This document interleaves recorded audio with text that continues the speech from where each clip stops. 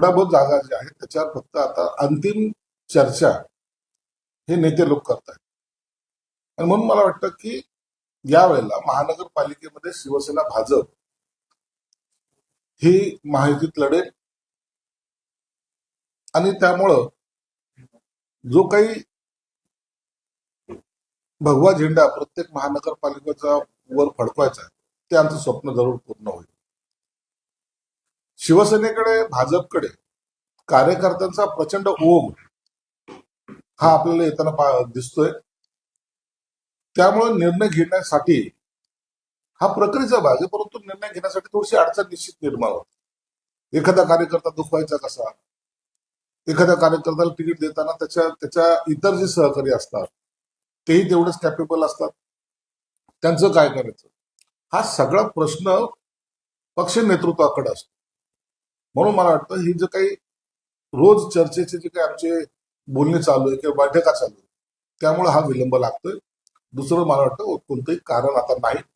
आज संध्याकाळी किंवा उद्यापर्यंत या सगळ्या घोषणा झालेल्या असेल, कारण की मंगळवारपर्यंत फॉर्म भरण्याची तारीख आहे. म्हणजे एकत्र येणार हे निश्चित आहे. एकत्र बहुतेक ठिकाणी आमची युती झालेली आहे. पण काही ठिकाणी जे काही 2-4 8-10 जागेवर असं काय आणलेलं आहे त्याचाच फक्त आता तिढा आजच्या दिवसापर्यंत सुटून जाईल. संभाजीनगरमध्ये 9 बैठका झाल्या, तुमच्या बाजूला सुटलेला नाही. संभाजीनगरमध्ये 9 बैठका झाल्या. बावनकुळे साहेबांशी माझं बोलणं झालंय. एकनाथ शिंदे साहेब नेहमीच आमच्या टचमध्ये आहेत. आणि म्हणून आता हे सर्व आमच्या संभाजीनगरच्या युती संदर्भामध्ये हे सर्व गोष्टी आम्ही वरिष्ठांच्या कानी घातलेल्या आहेत. आणि वरिष्ठ आज दुपारपर्यंत मला वाटतं त्याच्यावर निर्णय सुद्धा देतील. एकीकडे तुमचं आता सुटतंय म्हणताय, ठाकरे बंधूमध्ये जागा वाटपासाठी 5-7 जागेवर काय फूट सुरू आहे. प्रत्येक जागेवर मुंबईच्या महानगरपालिकेच्या जागेवर उभाठा आणि मनसेमध्ये तिढा हा असणार. कारण की दोघांचाही मतदार ते जे समजतात तसं हा एकच आहे. मग ह्या जागेमध्ये कुणाचं वर्चस्व याच्यासाठी या दोघा भावामध्ये आता लढाई सुरू झाली. मनसेचे बी पदाधिकारी नाराज आहेत, उभाटाचे बी नाराज आहेत. म्हणून आता नेमकं चित्र काय होईल हे आता आपल्याला त्यांच्या घोषणेनंतरच कळेल. पण घोषणा जरी झाली नसोबत टिकेल का? मला वाटतं आले महानगरपालिकेसाठी राहिलं पाहिजे. जर जागेचा तिढा सुटला नाही तर मग काय होईल याचं भाकीत करण्यापेक्षा याची घोषणा ते दोघं नेतेच करतील. तुमचं शिवसेनेकडनं आदित्य ठाकरेच्या बालेकिल्ल्यावरून प्रचाराची सुरुवात सगळेच नेते जाऊन प्रचाराची सुरुवात. वरळी हा आमच्यासाठी काही महत्वाचा विषय नाही. आदित्य ठाकरे तिथं विधानसभेचा सदस्य आहे म्हणून आम्ही वरळी पाहतो असं नाही. तर वरळीमध्ये आमची असलेली ताकद आहे. वरळीमधली जनता आमच्या सोबत आहे आणि वरळीवर विशेष आमचं प्रेम पण आहे. म्हणून सुरुवात त्या ठिकाणून करावी हाच त्याचा मागचा उद्देश आहे. आदित्यला काहीतरी टार्गेट ठेवून तिथून आम्हाला सुरुवात करतो असं समजण्याचं काही कारण नाही. ठाकरे बंधूंकडून राष्ट्रवादीला मुंबईत केवळ 16 जागांचा प्रस्ताव देण्यात आला. जयंत पाटील आणि उद्धव ठाकरे यांच्या भेटीनंतर हा फरक पडला. 16 जागा देतील आणि तेही अशा देतील की ज्या जागेत ते निवडून येणार नाही.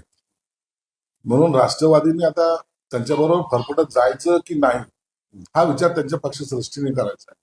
16 जागांमधल्या बहुतेक जागा कोणत्या आहेत हे जेव्हा ते घोषणा करतील ना तेव्हा आपल्याला लक्षात येतील की कोणत्या जागेवर त्यांनी या दिलेल्या आहेत. म्हणजे ज्या ठिकाणी ठाकरेंचं किंवा उभाटाचं वर्चस्वच नाही अशा जागा त्यांनी शरद पवारांना ऑफर केलेल्या आहेत. पुण्यामध्ये भाजपकडून रवींद्र धन्नीकरांची कोंडी करण्यात आली. धन्नीकरांच्या मुलाची जागा असलेला प्रभाग भाजपाला सोडणार नाही आणि धन्नीकरांचा मुलगा या ठिकाणी त्यांना प्रभाग सोडणार नाही आणि धन्नीकरांचा मुलगा अपक्ष लढणार.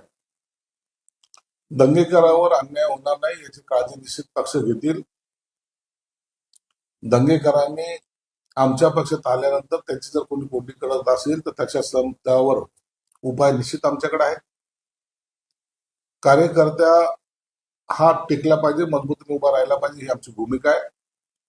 म्हणून दंगेकरांशी एकनाथ शिंदे साहेब स्वतः बोलतीलही आणि त्यावर एक योग्य तो निर्णय सुद्धा घेतील. आज पुण्यामध्ये भाजपने शिंदेच्या सूचनेतील संघर्ष वाढलाय.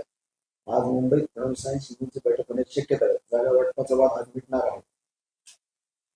सध्याला फडणवीस साहेब आता नागपूरला आहेत, शिंदे साहेब ठाण्याला आहेत. आज दुपारच्या नंतर त्यांची बैठक होण्याची शक्यता नाकारता येत नाही. परंतु मुंबई महानगरपालिके किंवा ठाणा महानगरपालिकेचा तिढा तसंच इतर महानगरपालिका तिढा आज हे दोन्ही मोठे नेते बसून सोडवतील.